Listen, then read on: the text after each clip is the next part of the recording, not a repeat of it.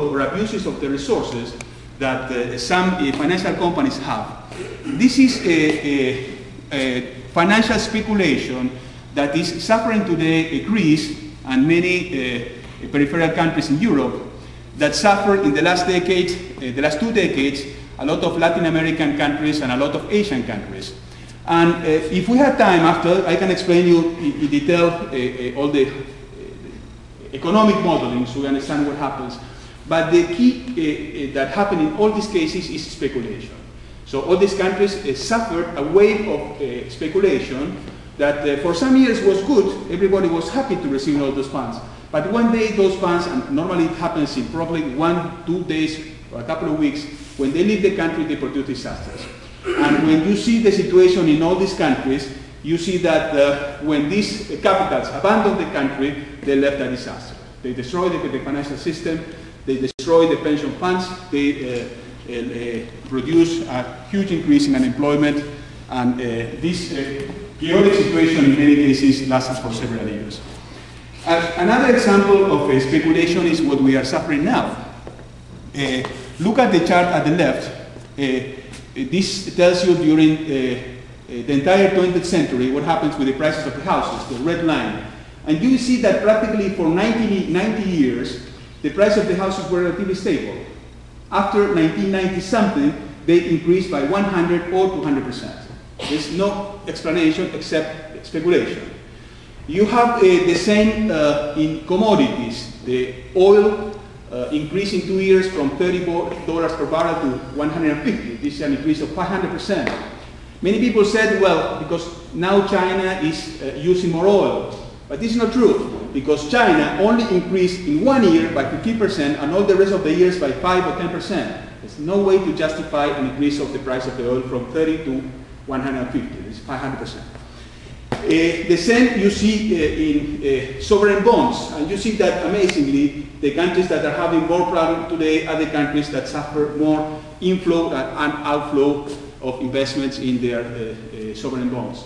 So you see that speculation has been very massive in the last decade, in the last 3 decades actually, and you will wonder why. So why speculation became so big? Why it's becoming so big? It's an accident, or there is something behind that is explaining this explosion of speculation.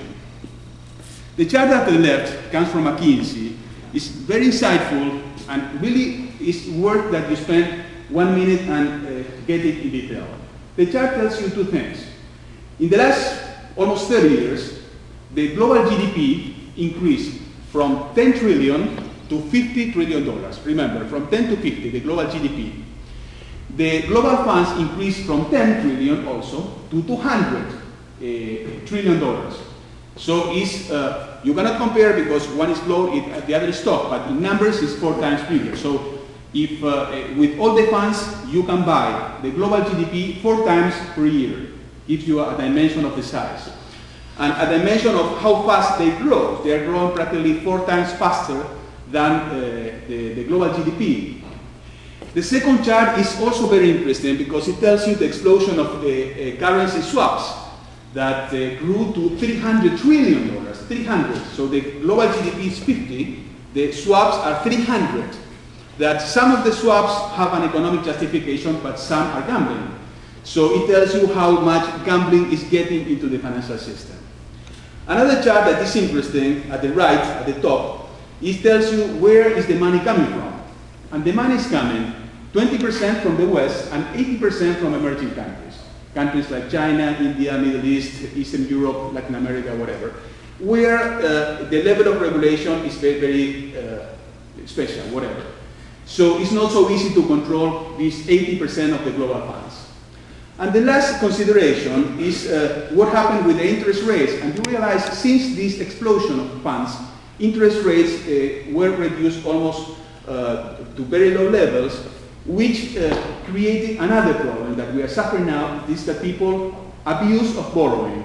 And now we will have to see what we do with this excess of borrowing that we had during the last years. So the conclusion of all of this is that all of these speculative waves, when they end, they leave a lot of difficulties. This is from the Financial Times, tells you all the winners and losers. And the general consensus is that everybody lost. Some lost more than others. But you see the list of losers, most likely you will find yourself. Middle class workers, young people, people that work in manufacturing, whatever. So we will have to pay now with bailouts and whatever. We have to pay for several years. The chart at the bottom comes also from McKinsey. It's very interesting. It tells you that in similar crises in the past, the process of deleveraging, so going back to normality, took 10 years of a tightening belt. So we can expect that for the next 10 years we will have to suffer a moment of deflation, not necessarily deflation, but tightening our belts to get rid of all this extra debt that we have now. So the conclusion, and now I would like to stop for a second, is that to reflect so stock value maximization that is very much behind all these events that I told you before. Is good or is bad? The answer is clearly good. It's excellent. If you look at all the benefits for the humanity, human development, lower corruption, better ecology, there's absolutely no doubt that stock value maximization is good. It's definitely good. It's a good way to allocate resources. So there is no questions on that. But it has some negative sides that we need to find a way to solve it. And in this effort to try to solve it, it's very important that you realize what it says at the title, is that, okay, who is pushing the companies to maximize shareholder value? And the answer is the shareholders. Who are the shareholders? All of us.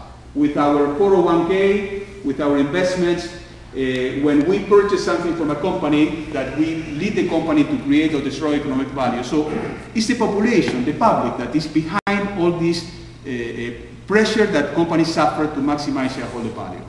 I think it's very important because in all the discussions yesterday, many of you were very focused on the companies. So the companies need to have a CSR. And this is one little part of the picture. Yes, the companies need to have CSR, but the shareholders too. So the consumers and the investors and the shareholders also need to have some concern for the community that clearly we not necessarily do it.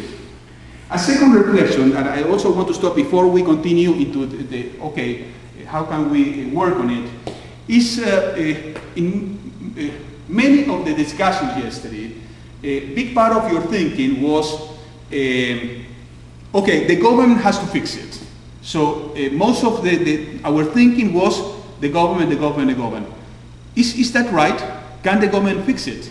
All these excesses of the stock value maximization or whatever. This is an interesting example, comes from another planet, but it's interesting. It's drug trafficking. What is the best way to get rid of the drug trafficking? To act on the supply? To arrest all the drug dealers?